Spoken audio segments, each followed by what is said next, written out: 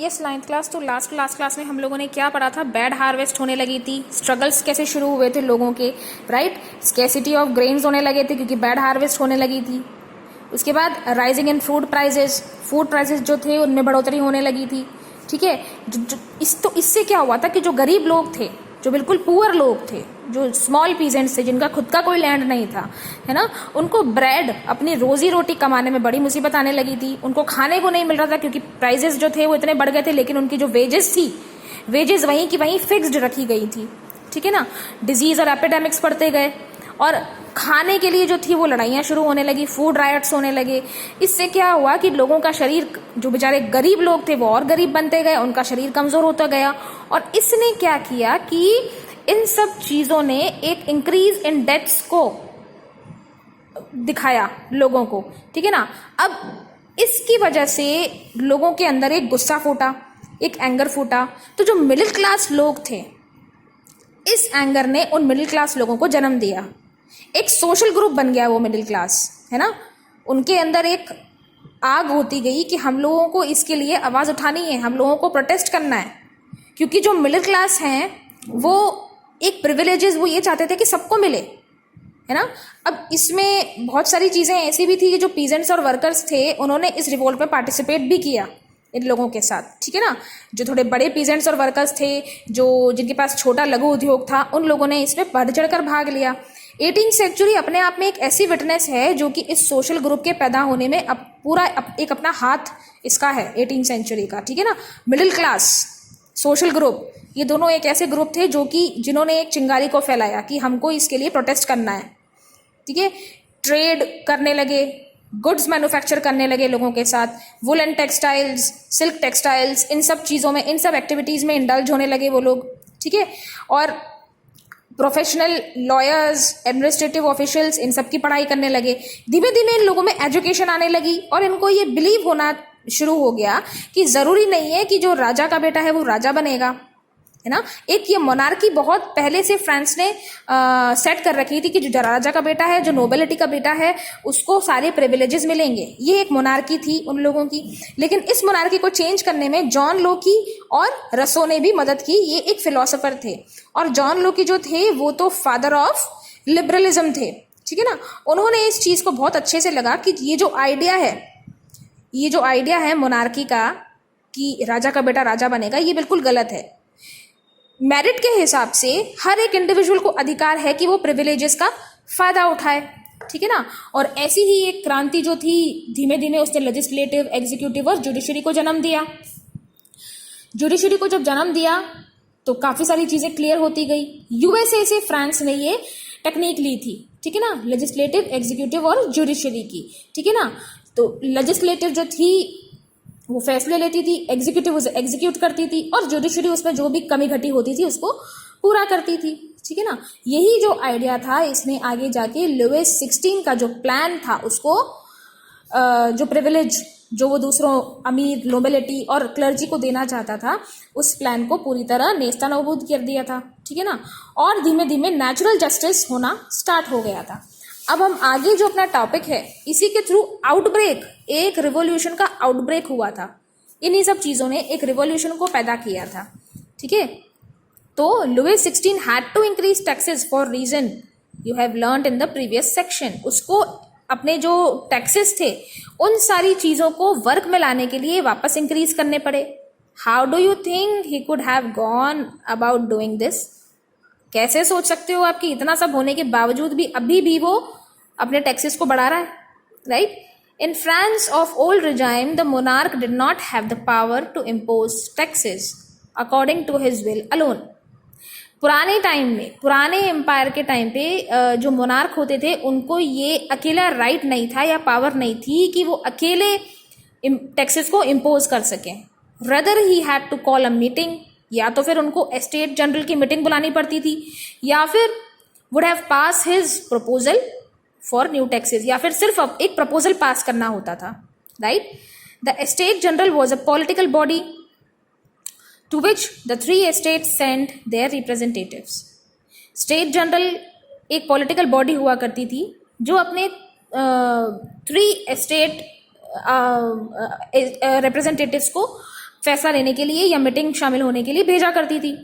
However, the monarch alone could decide when to call a meeting of this body. हालांकि वो जो meeting बुलानी होती थी वो मोनार्क अकेला डिसाइड कर सकता था। The last time it was done was in 1614 और सबसे आखिरी बार जब ये मीटिंग करी गई थी उस समय 1614 के टाइम पे ये मीटिंग करी गई थी।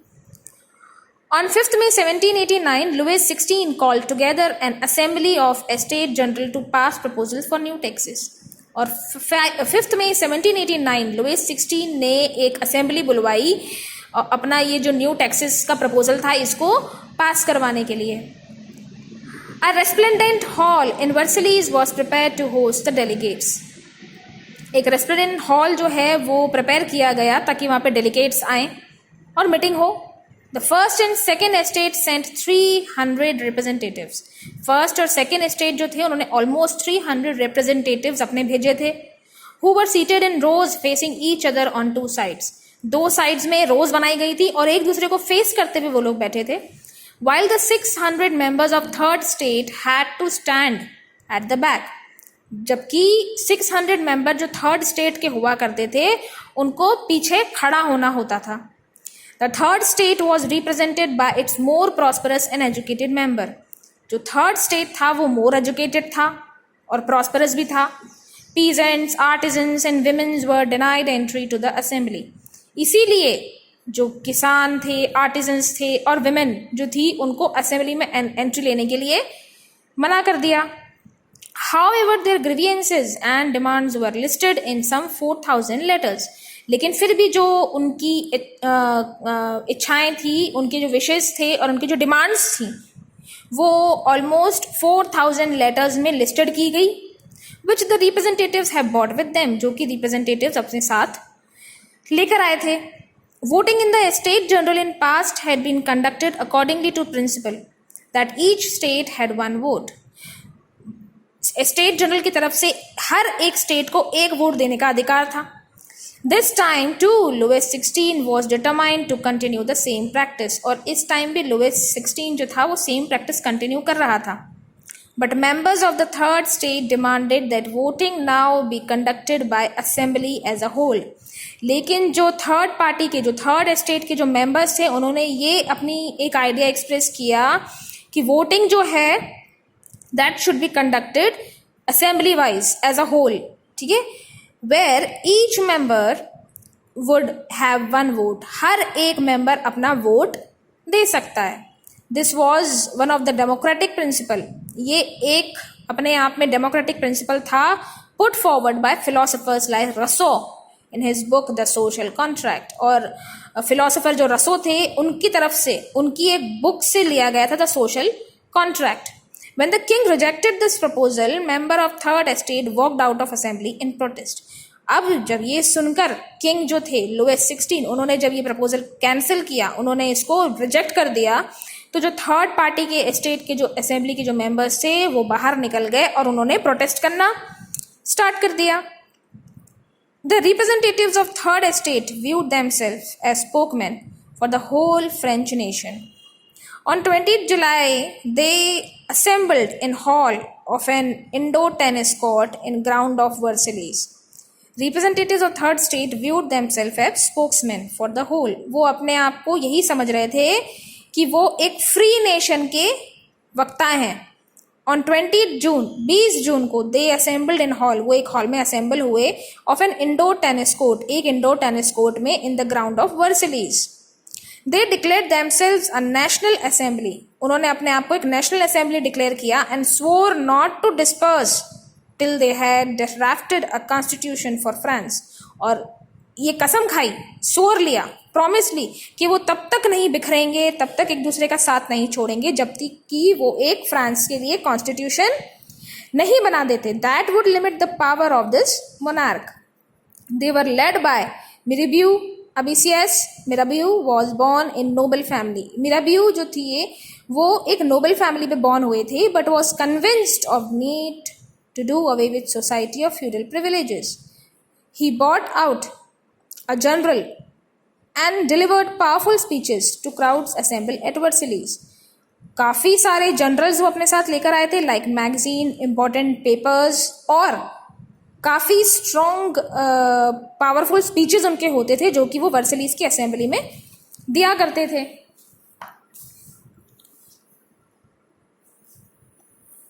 अबेसियस ओरिजिनली अ प्रीस्ट, अबेसियस जो थे वो ओरिजिनली एक प्रीस्ट थे। Wrote an influential pamphlet call what the third state, एक पैम्फलेट भी उन्होंने लिखा था जिसका टाइटल था कि what is the third state, third state क्या होता है। While the National Assembly was busy at Versailles drafting a constitution, जबकि ये जो नेशनल असेंबली हमारी जब ये फॉर्म हुई थी, ये जब वर्सलीज में एक कॉन्स्टिट्यूशन बनाने में, एक उसको ड्राफ्ट करने में बिजी थी, the rest of France seized with turmoil, ठीक है। A severe winter had meant a bad harvest, जो फ्रांस था वो एक और समस्या से जूझ रहा था। अ सर्वर विंटर, एक भयंकर ठंड जो थी उसने बैड हार्वेस्ट को रिजल्ट किया, ठीक है। The price of bread again rose, वापस से ब्रेड के प्राइस रोज होने लगे। Offer bakers exploited the situation of hoarded supplies, जो बेकर्स थे उन्होंने एक्सप्लॉइट करना शुरू कर दिया सप्लाईज को। After spending hours in long queues at bakery, crowd of angry women stormed into shops, काफ़ी घंटों तक जब लेडीज़ वहाँ खड़ी रहती थी उनको गुस्सा आया और शॉप्स के बाहर वो इकट्ठी हो गई क्योंकि बहुत देर हो गई थी उनको खड़े खड़े बेकरीज के बाहर। At the same time the king order troops to move into Paris, और उसी टाइम किंग जो थे उन्होंने अपने ट्रूप्स को ऑर्डर दिए कि वो पेरिस में निकले on 14 July. The agitated crowd stormed and destroyed the BECIL, और यही एक क्राउड थी जो कि इकट्ठी हुई और बेसिल को डिस्ट्रॉय कर दिया, जो हमने अपने चैप्टर के स्टार्टिंग में पढ़ा था, ठीक है। In the countryside, rumors spread from the village to village that Lord of Manor had hired band of brigands who were on their way to destroy the ripe crops. In the countryside rumors, एक अफवाह फैल गई गांव में, countryside rumors में, village to village, कि जो मेनर के जो लॉर्ड हैं उन्होंने काफ़ी सारे बैंड्स हायर किए हैं टू डिस्ट्रॉय द, लोगों की क्रॉप्स को डिस्ट्रॉय करने के लिए। Caught in frenzy of fear, peasants in several districts seized hoes and pitchforks and attacked shatterocks. इस डर से जो peasants थे उन्होंने हर जगह वो फैल गए और चिट्रॉक्स एक जगह का नाम है, वहाँ पर उन लोगों ने अटैक कर दिया। They looted hoarded grains, जो जमा की हुई ग्रेन्स थी उन्होंने वो लूट ली। And burned down documents containing records of manorial dues, और जो मोनार्कियल ड्यूज के जो रिकॉर्ड्स थे उनको भी डिस्ट्रॉय कर दिया। A large number of nobles fled from their homes, काफ़ी सारे जो नोबल्स थे वो अपने घर से भाग गए। Many of them migrating to neighbour countries, और काफ़ी लोग अपनी नेबरिंग कंट्रीज में माइग्रेट करने लगे। Faced with the power of this revolting subjects, Louis 16 फाइनली accorded recognition of National Assembly and accepted the principle, और इन सारे रिवॉल्ट्स के बाद फाइनली लुइस 16 जो थे उन्होंने नेशनल असेंबली के जितने भी डिमांड्स थे उनको एक्सेप्ट कर लिया। That his power would from now to be checked by constitution, और उसको ये मानना पड़ा कि उसकी जितनी भी पावर्स हैं वो अब कॉन्स्टिट्यूशन के द्वारा चेक की जाएंगी और वो अपनी मर्जी से कोई भी डिसीजन अकेला नहीं ले सकता है। On the night 4 August 1789 the assembly passed a decree abolishing the feudal system. 4 अगस्त 1789 को एक असेंबली में एक डिक्री पास की गई कि फ्यूडल सिस्टम, ऑब्लिगेशंस और टैक्सेस का जो भी है उसको नष्ट कर दिया जाए, अबॉलिश कर दिया जाए, ख़त्म कर दिया जाए। Members of clergy too were forced to give up their privileges, और जो क्लर्जी के मेंबर्स थे, पंडित लोग थे, उनको भी ये ऑर्डर्स दिए गए कि वो उनके पास जितने भी प्रिविलेजेस हैं वो सारे अपने प्रिविलेजेस गवर्नमेंट को दे दें।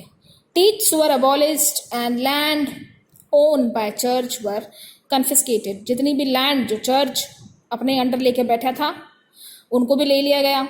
As a result, the government acquired assets worth at 2 million livres, और इसी का एक रिजल्ट ये हुआ कि जो गवर्नमेंट थी जितनी भी लैंड उनकी ले ली गई थी वो उनसे, जो पीजेंट से ली गई थी वो उनको वापस मिल गई। France became a constitutional monarchy.